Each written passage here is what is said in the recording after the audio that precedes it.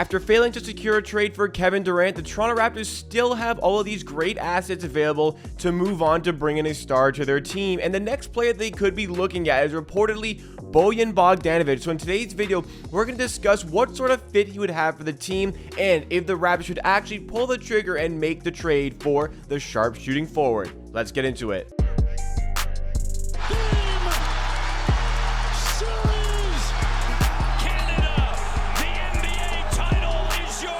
What's going on, NBA and Raptors fans? It's Jacob here back with Amateur Sports for another Toronto Raptors YouTube video. On this channel, I bring you the greatest coverage and analysis on the latest Toronto Raptors news, videos, and content just like this. So if you like what you see from today's video, then make sure you are subscribed to the channel, and you can help us on the road to 12,000 subscribers. Also, be sure to drop a like on the video if you find yourself enjoying. Goes a long way to supporting the channel. But our video today is about the Raptors reportedly linked with a trade for the Utah Jazz forward Bojan Bogdanovic. This comes a little bit after we made a video talking about the Raptors potentially going for Jordan Clarkson through a trade. And the biggest reason why these players are going to be available for trade is that the Utah Jazz have made it very clear that they are in tank mode. They want to tank right now. They want to go after guys like Scoot Henderson, Victor Wembanyama in the draft because they just assessed that it was kind of over for that team, over for that core. They made it clear when they traded Rudy Gobert. They made it even more clear when they traded Donovan Mitchell. So now there are some good players in this team like Clarkson, as I mentioned,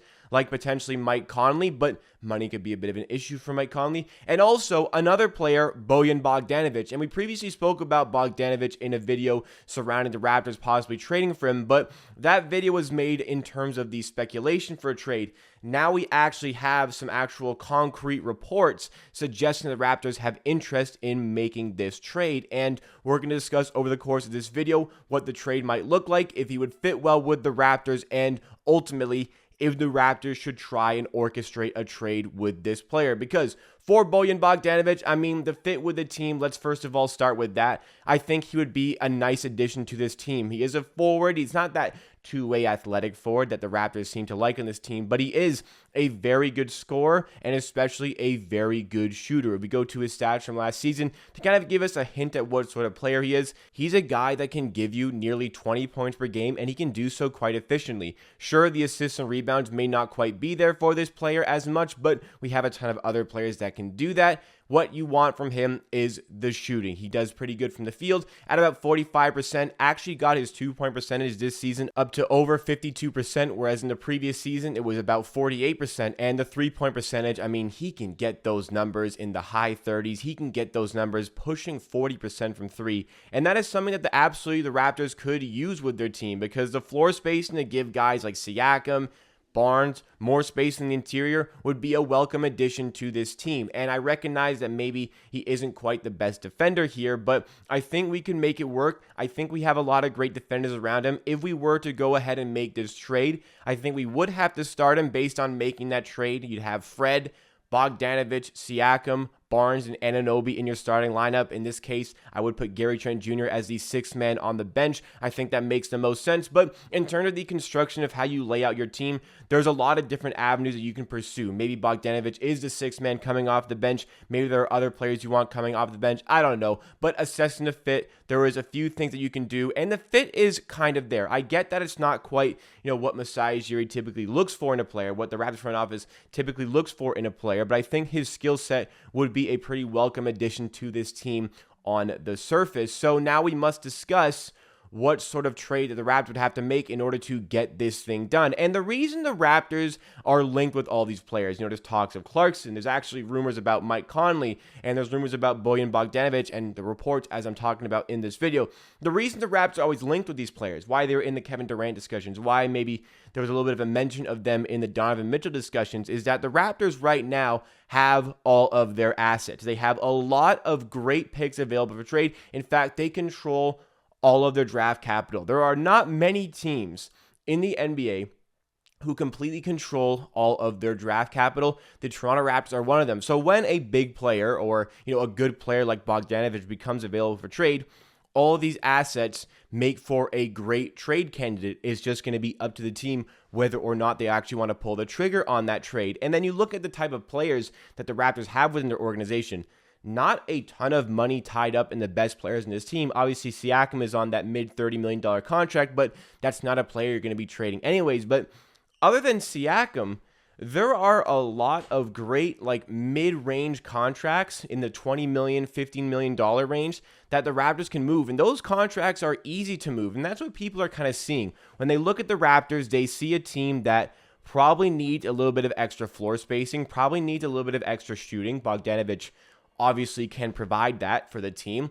And then they see a lot of these picks the Raptors can trade. They see a lot of these contracts that are tradable for the Raptors. And that's why the Raptors seem to be a great fit for all these teams in sort of trade partnerships. And what it comes down to is what the Raptors would have to trade and if the Raptors would actually execute that trade. So as far as what the trade would look like here, this is where it gets a little bit more difficult. Now, Bogdanovic is on an expiring contract. I see that as a benefit for trading for this player because, number one, you're not tied up into that money for a lengthy period of time. Number two, you're getting a rental player that can sort of decrease the value that you're going to have to actually execute in terms of a trade. And the Utah Jazz, as I mentioned in that Jordan Clarkson video just 2 videos ago, the Jazz are in fire sale mode. And I think at this point, they want to get these deals done. They want to go full out for this tank job that they have this season. So they kind of want to get their roster sorted. In my opinion, at least, I think they would want to get their roster sorted before training camp and just finalize all these trades by then. So it's possible you can actually execute a trade maybe rather quickly here and also at a lesser cost. But the biggest thing, even though his contract is, I would say, pretty team friendly, he's making just above $19 million, it's about $19.3 million this season.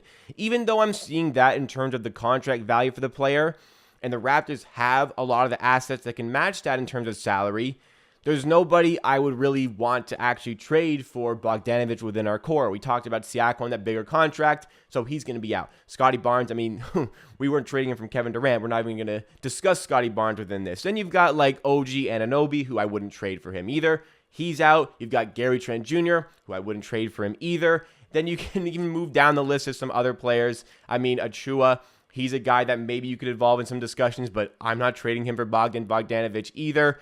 It's just a whole mess of players. Fred VanVleet as well, a guy I don't want to trade there. So all these guys in these sort of mid-level contracts, Precious Achua on the much lower end of that scale. All these players you can actually balance out salary with in kind of one-for-one sort of deals. I don't have a particular interest in trading.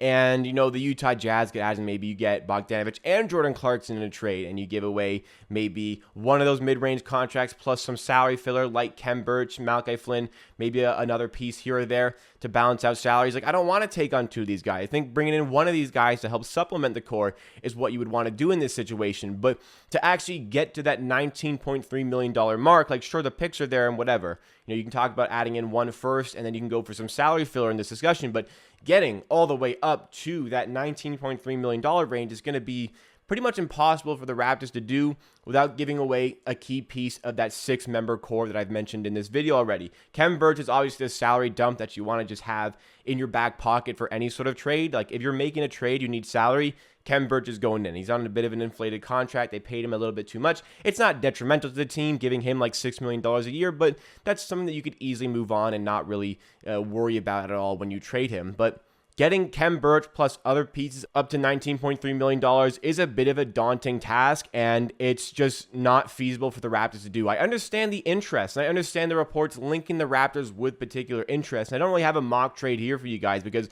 there just isn't any sort of mock trade that makes sense from a Raptors perspective as far as salary goes. I think there are going to be some other teams who have a player maybe near $20 million and he's just not executing. They want a salary dump. They want to give picks to the Jazz. The Jazz can take that salary dump and will take those picks.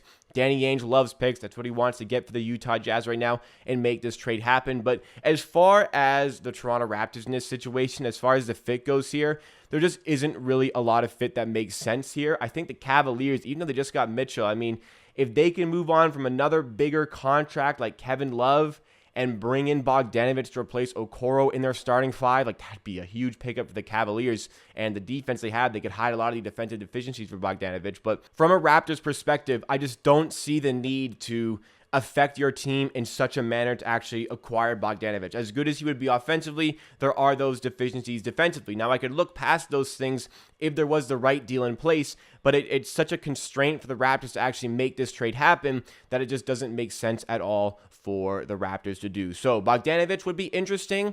I mean, I've seen the reports coming out suggesting the Raptors could make this trade, and yes, they could make this trade, but we know the Raptors front office, they're smarter than this. They have a great young core in place.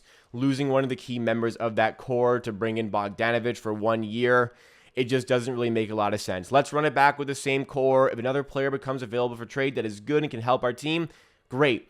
As I mentioned in the last video where I said the Raptors are planning a superstar trade in the future. It's not going to happen yet, but let's be patient with all of these assets. We have a great ability to make a trade for a superstar. It's not going to happen right now. It may not even happen this season, but holding all these assets, having that asset retention will allow us to be flexible in the future. And whenever that big number one piece or whoever that right piece becomes available for trade for this team, we are going to be able to pull the trigger. The right piece in question is not going to be Bojan Bogdanovic. I think there is a right place for him in the NBA. It's just not in Toronto. So how do you feel about the Raptors and the reported interest in trading for Bojan Bogdanovic? Do you think the Raptors should trade for him, or do you agree with me from this video? Let me hear your thoughts and opinions in the comments down below, because that is it for me for today. Thank you so much for watching this video. Please, if you did enjoy, be sure to drop a like on the video. It does go a long way to supporting the channel, because when you drop a like, it lets YouTube know to recommend this video to more people who have similar interests to you. It only takes you a second to like the video, but it does help me out a ton. And make sure,